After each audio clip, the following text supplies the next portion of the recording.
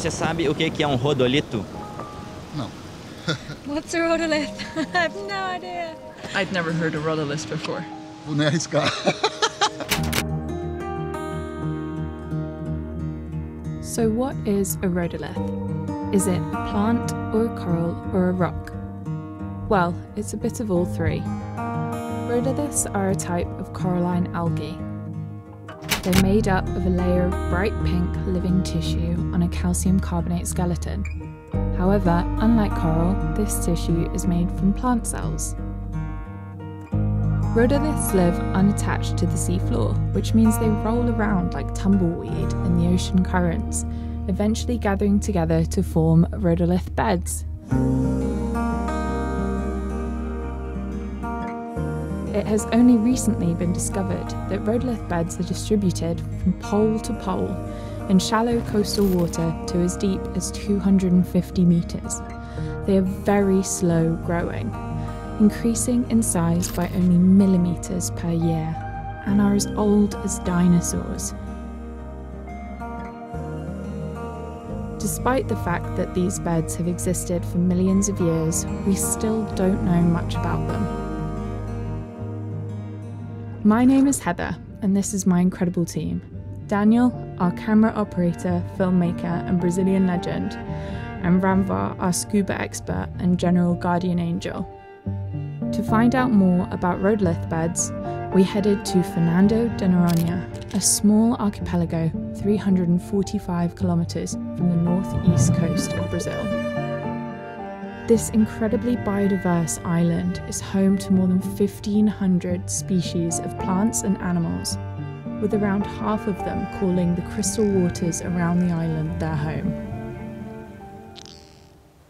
Here we met Marina Cecchini, a leading scientist and underwater explorer studying the rhodolith beds of Fernando de Noronha, who is passionate about learning more and educating people about these incredible living stones. Sou fascinada pelas ilhas oceânicas, elas são verdadeiros laboratórios naturais, né? Então, todas as nossas perguntas, hipóteses, elas são muito bem-vindas testadas aqui. Depois que eu entrei no mundo dos rodolitos, eu me fascinei porque ninguém conhecia. E eu queria saber mais e mais e mais. Em um dos meus primeiros trabalhos em Noronha, eu tive o prazer de sequenciar uma região do DNA de um rodolito coletado pelo próprio Darwin. O Darwin coletou esse exemplar há quase 200 anos atrás, para descobrir se os rodolitos do Atlântico representam espécies iguais ou completamente diferentes daquelas do Pacífico e outras regiões do mundo, abrindo um horizonte completamente novo para a compreensão desses ecossistemas. Rhodolith beds provide food and shelter for a vast range of flora and fauna, from the tiniest worm to apex predators. This creates an oasis of biodiversity on what would otherwise be a barren, sandy sea floor. A stingray and a jack travel over the beds together. This symbiotic relationship between the ray and fish shows them foraging for food tucked away amongst the rhodoliths. On another part of the bed, we see a large group of parrotfish grazing on the macroalgae which covers some of the rhodoliths. Parrotfish are a key species on reefs, keeping algal growth under control and dispersing plant seeds and sand in their poo. This simple act continues the life cycle of many plants and animals, including the rhodoliths themselves. One of the most incredible behaviours displayed on the beds is seen from this unassuming engineer. The Malacanthus, or sand tilefish, spends a good part of his day gathering, rearranging and adding to his mounds of rhodoliths scattered across the beds. This behaviour has been shown to increase the numbers of other fish species living among the rhodoliths by providing additional shelter. Another amazing example of symbiosis in this place.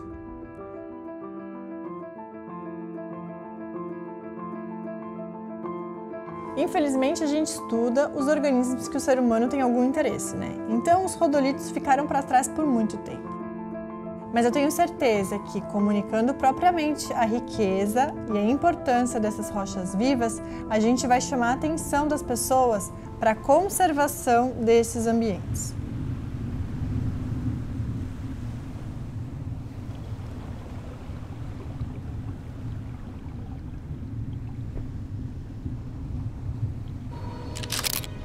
Assim como a triste maioria dos ecossistemas marinhos ao redor do mundo, os bancos de rodolito também são suscetíveis a diversos impactos humanos. No primeiro episódio, a gente entendeu a importância dos rodolitos. Agora a gente vai explorar as principais ameaças desses ambientes, o que o futuro resguarda para eles e como que a gente pode agir para protegê-los.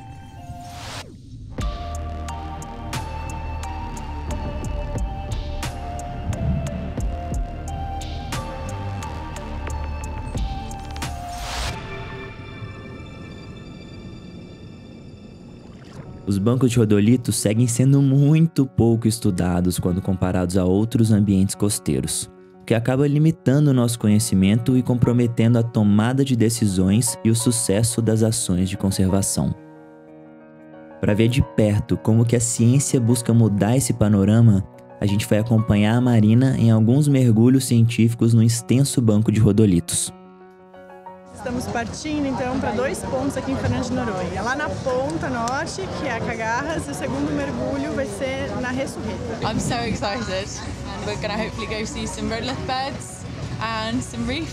I don't know. I think I'm more excited about the rudderless, I have to say. I'm looking forward to seeing some living rocks.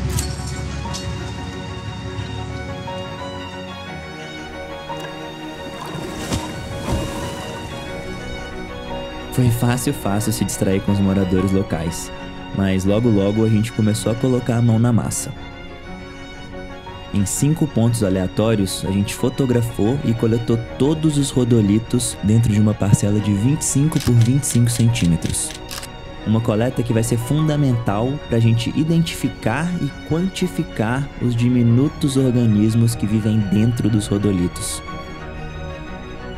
As amostras parecem bem pequenas, mas a gente finalizou o mergulho com sacos surpreendentemente pesados.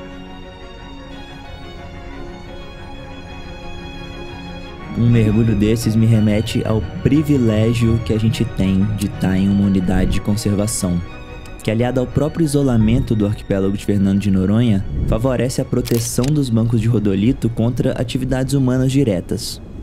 Acontece que, infelizmente, nem os limites do Parque Nacional e tampouco o isolamento geográfico resguarda esse ou outros ambientes dos desequilíbrios que afetam o planeta como um todo.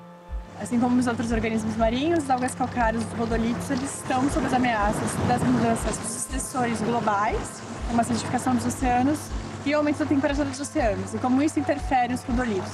A mudança no pH, promovida pela acidificação dos oceanos, ela faz com que o processo de descalcificação no oceano ele se altere. E isso faz com que o rodolito ele perca a sua reserva de carbonato de cálcio, se tornando mais sensível. O aumento de temperatura a gente já tem visto alterar o metabolismo da alga, né? Então ela torna a saúde do rodolito mais vulnerável a outros impactos, né? Não podendo se recuperar. Projeções para 2100 estimam a perda de 26 a 44% da área total ocupada pelos rodolitos no planeta devido aos efeitos das mudanças climáticas. Quando a gente vai diminuindo a resolução e vendo uma perspectiva de Brasil, a gente tem alguns estressores, né, como a mineração, que explora, né, os rodolitos, o fundo dos rodolitos, e uma pauta que a gente tem vivenciado aqui muito no Brasil é o loteamento de blocos para exploração de petróleo. Esses são os 92 blocos ofertados em 2021 pelo governo brasileiro para a exploração de petróleo e gás. A implementação desses blocos multiplicaria por 8 as emissões anuais de combustíveis fósseis do país, acelerando drasticamente os efeitos das mudanças climáticas e colocando em risco áreas prioritárias para a conservação através dos impactos indiretos da extração desses recursos.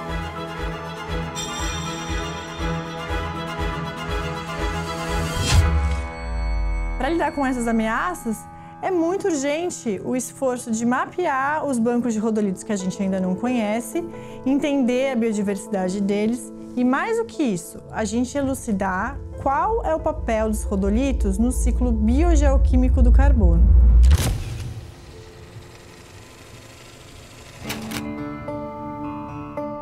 As amostras que a gente coletou hoje aqui representam parte dos nossos esforços em reconhecer os bancos dos rodolitos como Blue Carbon Ecosystems. Valorar esse serviço ecossistêmico vai representar um grande passo rumo à conservação desses bancos. E a partir daí, a gente passa a enxergar os rodolitos como uma solução baseada na natureza para mitigação das mudanças climáticas e para manutenção da saúde do oceano. Uma visão bem mais alinhada com as metas globais de sustentabilidade. Enquanto a ciência busca as respostas que vão definir o futuro dos rodolitos, o nosso papel é seguir encantando as pessoas quanto à beleza, a importância e a singularidade desses ambientes. Em Fernando de Noronha, essa já é a mentalidade dos guias de mergulho. Olha, acho que o primeiro passo é essa conscientização. As pessoas têm que entender a importância deles. Isso também vai muito do jeito que a gente passa a informação. Então, se você direciona, né, a atenção do mergulhador para esse lado, com certeza, ele passa a enxergar de uma forma diferente. Se simplesmente cair num banco de rodolito e sair mergulhando, a pessoa não vai entender nada, né? Mas na hora que você explica, mostra, aí acho que as pessoas vão se interessar e até despertar de uma maneira super positiva o interesse. Naquele momento ele vai ter o entendimento do quanto é importante aquele banco de rodolito e mais as outras espécies que estão ali embaixo. Essa também é a mentalidade da Clara, bolsista do ICMBio em Noronha e responsável pela capacitação dos condutores de mergulho na ilha. Eles são guias, né? Eles são condutores de visitante da parte marinha. E eu sempre gostei dessa história dos rodolitos, porque elas são muito importantes para a formação geológica de Fernando de Noronha, né? Então, quando o instrutor, agora capacitado, com mais informações sobre o ecossistema que ele está levando aquele visitante, quando ele passa essas informações para ele, muda, né? O visitante ele sai muito mais interessado e até consegue ver mais coisa no mergulho.